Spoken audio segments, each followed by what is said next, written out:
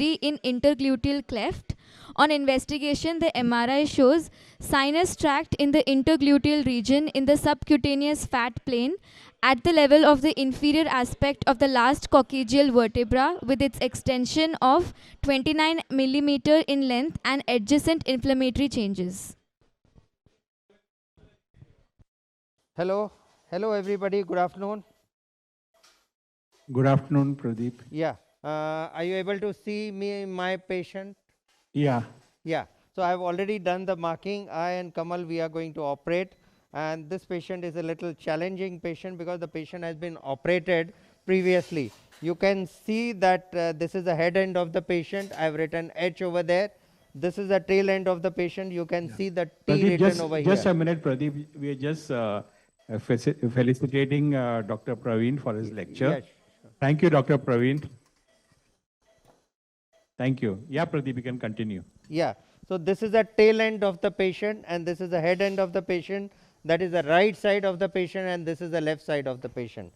As you can make out, this is a challenging patient. The patient has been operated previously. You can see one scar over here. There is a lot of hypopigmentation. There is one more scar over here.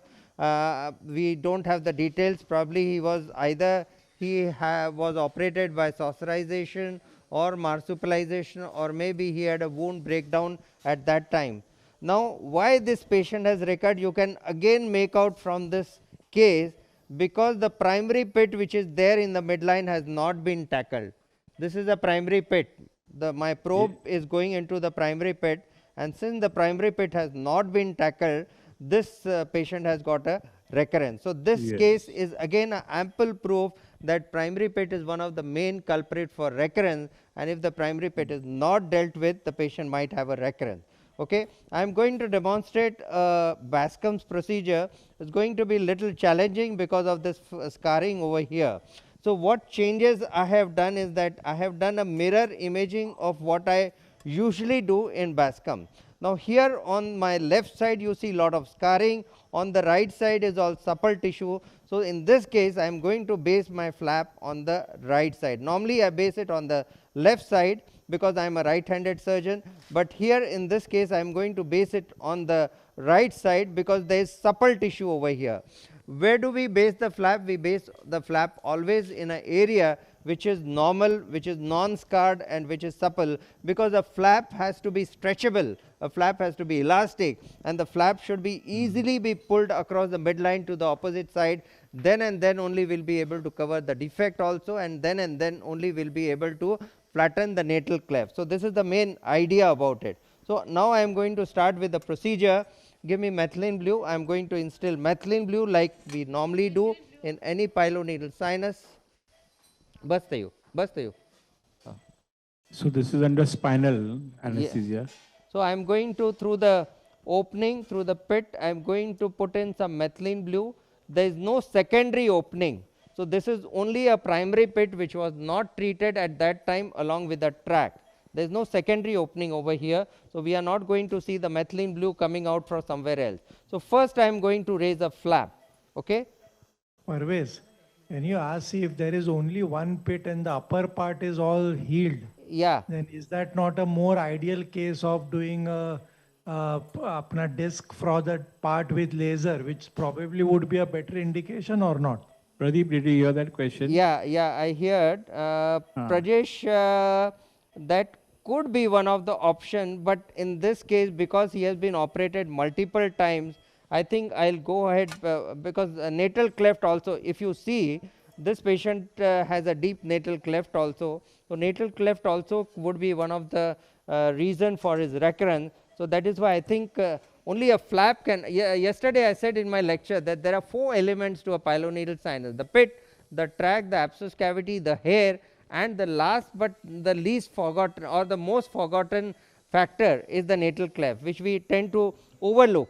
So in this case we'll be tackling that also. Hold a suction. Yeah. Okay. So now I am going to raise a flap. Hold it in a tooth faucet.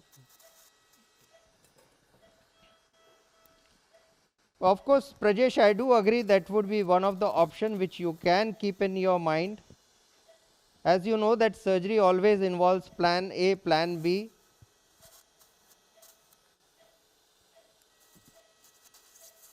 It is like if the patient comes to Pradeep, he expects that he may not need another surgery for spinal sinus. So then he has to do uh, whatever it is to make sure that there is no recurrence. Yeah, it's very similar to a fistula coming to Parvez, a recurrent, recurrent fistula coming to Parvez.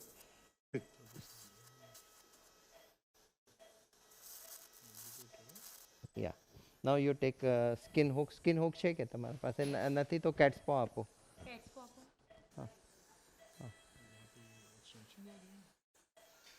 निकालेंगे वो. I know. Pradeep, do you do these cases under local anesthesia also? No, Bascom, unfortunately, I don't do under local. The only thing I do under local is Z-plasty, which involves less of because this involves a lot of undermining to create a flap. So, Z-plasty I do under local, and gips I do under local. Lasers I do under local, SILAC or LAPS procedure. Hold this.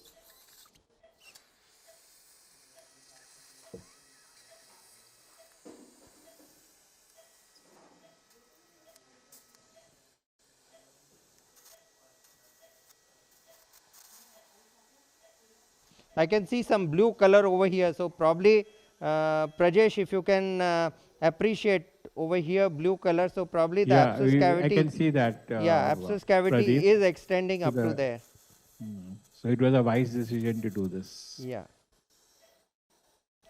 Sister, I require more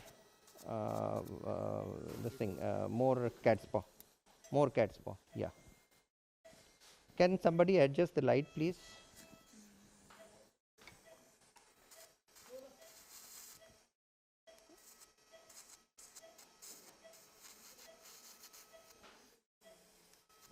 Okay. So, now I am going to raise the flap. It's like raising the flap for any surgery like radical neck dissection or mastectomy, whatever it is.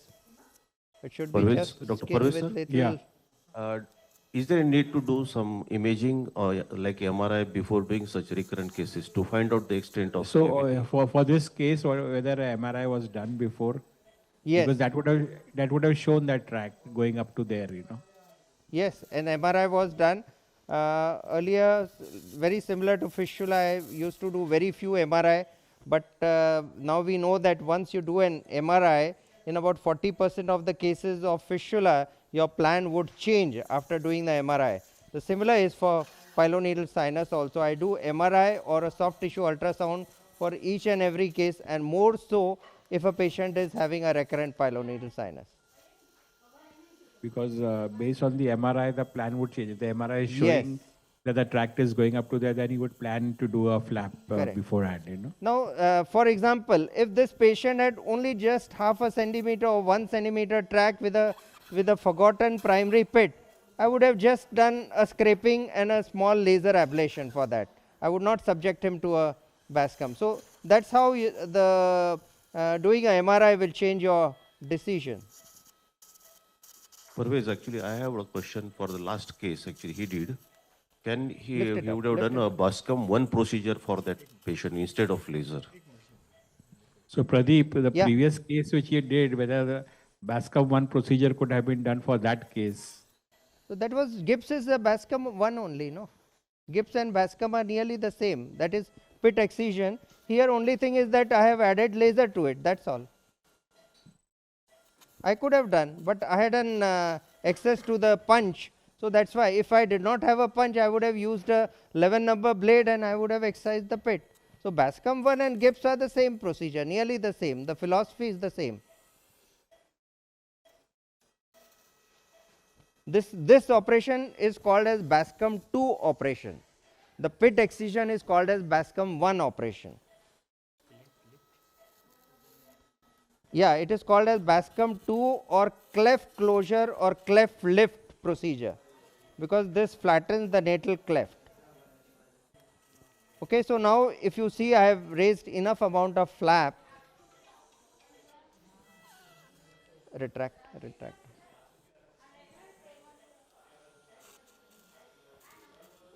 Now can somebody put the cautery on spray mode? Blend and spray. Convert it to blend and spray.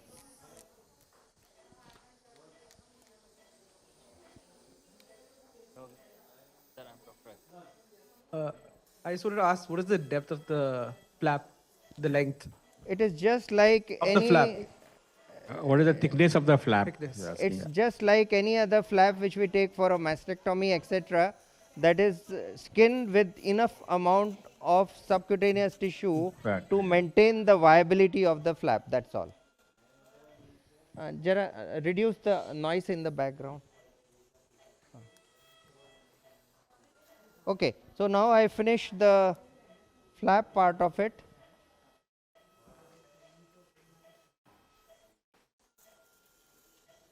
Okay, so now once I have finished the flap part of it, this is another difference between Bascom and the other technique. For example, if I was doing a Limburg, I would have first excised the disease and then planned the flap. But here I am first planning the flap, and at the end of it I am going to excise the disease. So first, as soon as I have raised the flap, I am going to tell them to release the strapping on the buttock. So please release the strapping from the table, because now my flap has to, I should know where the flap is sitting, or flap would come very easily without any tension. So that's where my opposite side cut would be. Release it completely from the table. Release it till here. Release it completely. Yeah, yeah. The moment, now you see the amount of movement which we get once the strapping is released. Leave it like that. Now leave it on both the sides. Okay. Now once that is done, what I am going to do is that I am going to do a trial advancement. Okay. Can you appreciate this trial advancement? Yes. So I know where my flap would come and sit very easily without any tension. So one should not be committed right in the beginning and take the opposite side incision, because if you take the opposite side incision and later on your flap doesn't come and sit over there, then the closure would be under tension, or you will not be able to close that, and you will land up with much more problem. So the opposite side incision should always be taken after the flap release, flap harvesting is complete, and you have done a trial advancement to see where the flap is sitting easily. Okay. So now give me again methylene blue. Hold it. Somebody hold it like this. Hold it. No, marker pen. Marker pen with methylene blue. Put methylene. Yeah, very good. So now I am going to put my opposite side marking over here. So I know that with this, if I take a opposite side cut, my closure is not going to be under tension. And you can also appreciate that this will do two things. The final closure will come away from the midline, and secondly the natal cleft would get flattened out. Yes, Okay? sir. Yeah. As we already have planned for Bascom, can we extend the incision upward so that we can nullify the natal cleft in the upper end of the wound? No, don't disturb that. Anything that is sleeping, don't disturb that. That scar tissue is healthy. There is no disease over there, so don't disturb that. Just to nullify the natal cleft. Yeah. Just Can to? we do that? Just to obliterate the natal No, cleft. the natal cleft, if you see, the natal cleft is deep over here. Here it's already flat. This side is There is already no- flat. there is no natal cleft There is there. no It's a natal flat cleft area. at all over here. And this is a very very supple and flat area. Okay. The only reason to excise that is cosmetic. Later on, if you Yes, want, Okay. you can do a. Knife, but please. So we as he have- says, I would not combine it with this surgery to do the cosmesis then. Correct. OT2 is also ready. So can we have audio in OT2 for some time? Yes, sure. I have a small question, sir, for Dr. Pradeep. Yeah. If we don't obliterate the natal cleft, how is Caridicus different from Bascom 2? But he's operated the nasal cleft here, right? But we are not obliterating the natal cleft, machine को on getting the scar. Okay hello That is very high. It is above the natal cleft, that scar. Yeah, but the principle of Yeah. Bascom is to obliterate the दिख रहा है? natal cleft. It's a cleft. Hello Agreed. But there is no disease there. The patient has Hello. been taken to the second OT. A 52-year-old female with MRD 271409, diagnosed with fissure in ano, complains of pain during defecation and perrectal bleeding since 2 months. Okay. The patient has comorbidities दोनों of निकाल के diabetes रखे। since 2 months and is on tablet glimepiride. On examination, fissure at 6 o'clock with skin tags has been seen. HbA1c of 8.6 and all the other reports are within normal limits. The surgery is performed by Dr. Kushal Mittal. Hello.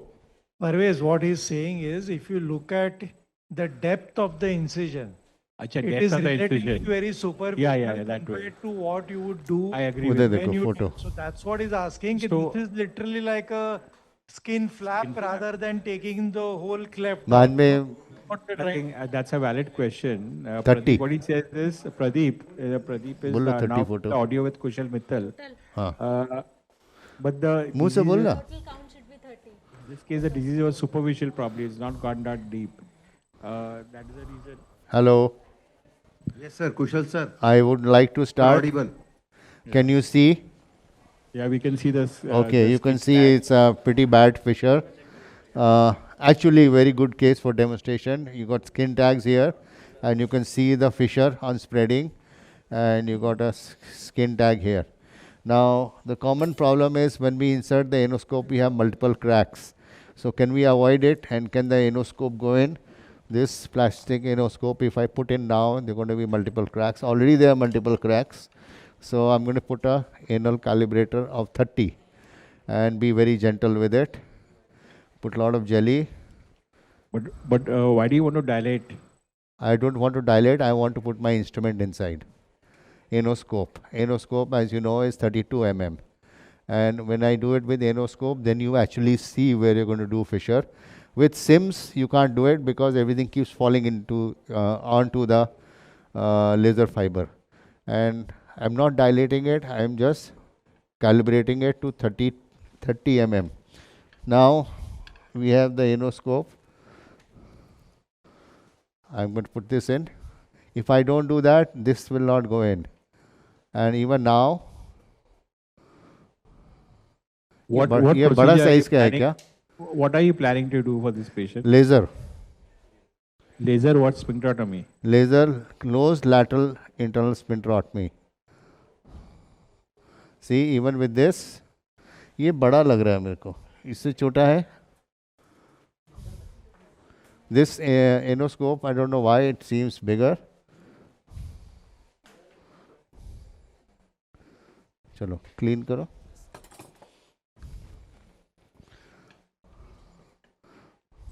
So they're going.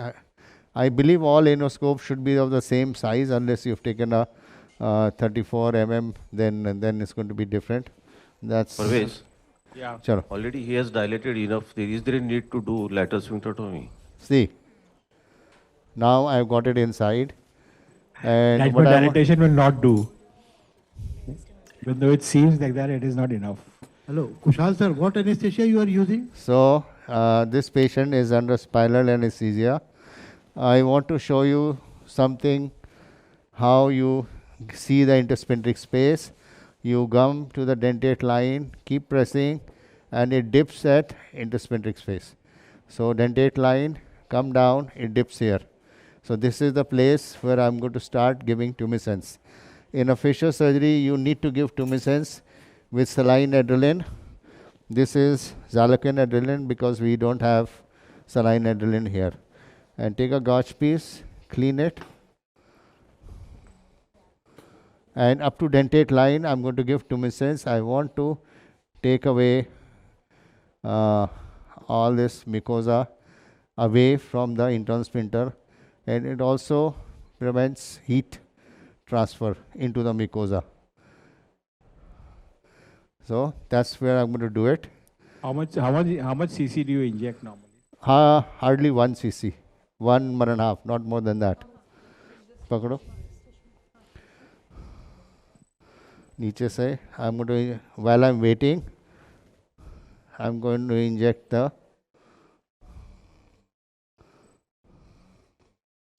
skin tags.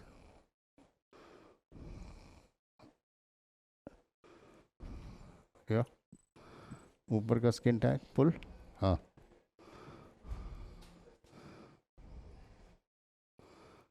All right. Now, chashma. So I'm wearing goggles and I have a curved handle with a bare fiber coming out. The setting is 10 watts per millimeter per second. The distance I have to go is 10 to 12 millimeters. So the total energy I should use should be less than 120 joules. 10 आया? हाँ. So ये चश्मा कौन सा दिया है? हाँ मेरे को तभी तो पीला पीला दिख रहा है. तुम लोग क्यों कूद के डाल लिए? Okay. Goggle makes a difference. You should use black or blue. And the people who are giving yellow, everything changes. Now they put yellow, I've changed it to blue. Now I see well. Okay. Either pull. So you have assistant. You have to understand before I start it's oozing from everywhere. So 10 watts per millimeter per second.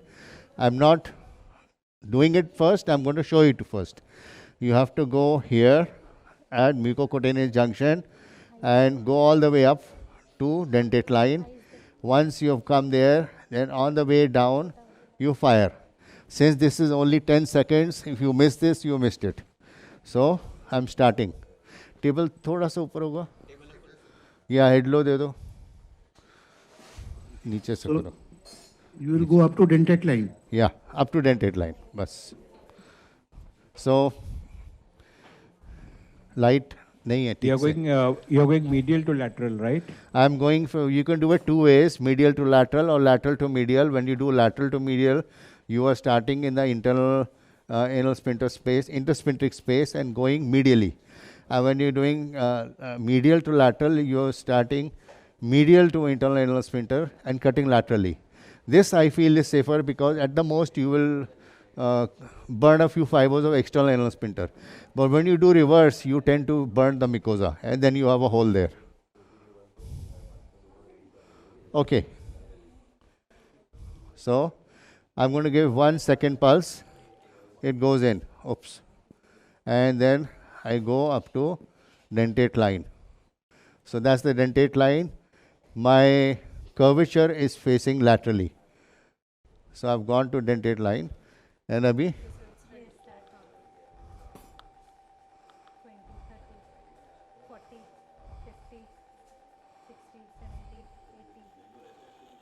100. Chalo, saline. I've given 100 joules. Now, how do you ensure that your sphincterotomy is complete, it's adequate? You can't do it on the table because these fibers are burnt and they will give way next day. But you can still press it and see, but don't unnecessarily for the sake of doing it. What is put here is a gloved ice pack. And to know if you feel that I can feel the fibers breakage, you are not going to feel it. If you feel it, that means you have really burnt it really hard. Okay? Now, one of the good things about it is, see the entry point, there is no bleeding from there. Now, you have to be very gentle in this patient. But the anus still appears to be tight. I know. Sims speculum hai? My God, tiny. Chalo. This is going to give you a better view. I am not through with this. So you see the floor oozing from everywhere. Okay. First, I want to laser from a distance. Chairperson. Yeah.